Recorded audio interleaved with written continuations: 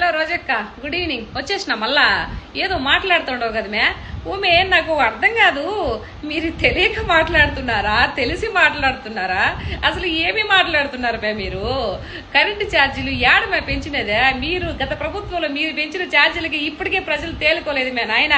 కొంచెం చూసుకోమే. నిత్యావసర సరుకులు పెంచింది మీరు మే. మీరు చేసిన నిజాలు తిరిగి మీడియా ముందు చెప్తే ఎట్టమే? తర్వాత ఇసుక ఏదో అంటుంటావు కదా, ఓవే బద్వేల దగ్గరికి రా చూపిస్తా. నేను ఒకసారి కారులోకి పోతా, అవే ఉన్నావు ఈ తెల్లటి కొండేమో మలిసితేమనుకున్నా, తెల్ల కొండ కదా అది. మీ అన్న ఇసుకంతా కొండల్లాగా చేపించి ఇసుక 20, 30, 40 వేలు 50 వేలు ట్రక్ అమ్ముకున్నాడు మే. నువ్వు నిజాలన్నీ అప్పుడు జరిగినాయి అన్ని ఇప్పుడు ప్రెస్ మీట్ పెట్టి చెప్తే మా అన్న ఎట్ట తలెత్తుకోవాలి మే? నెక్స్ట్ ముఖ్యమంత్రి ఎలా అవుతాడు మే? ఏడ దిక్కుమాల సందమే మీరు. ఏదో ఒకటి మాట్లాడబట్టే మీరు 4 మాట్లాడతారు. మీ గత ప్రభుత్వంలో జరిగిన నిజాలన్నీ ఇలా బయట పెట్టేస్తే ఎట్టక్క రేపు జగన్ అన్న ఎట్లా ముఖ్యమంత్రి అవుతారు? మీరు ఎట్లా ముఖ్యమంత్రిని చేసుకుంటారు? మేము ఎట్లా ముఖ్యమంత్రిని చేసుకోవాలా? కోసం తక్కువ చూసుకోను కదా మాట్లాడాలా.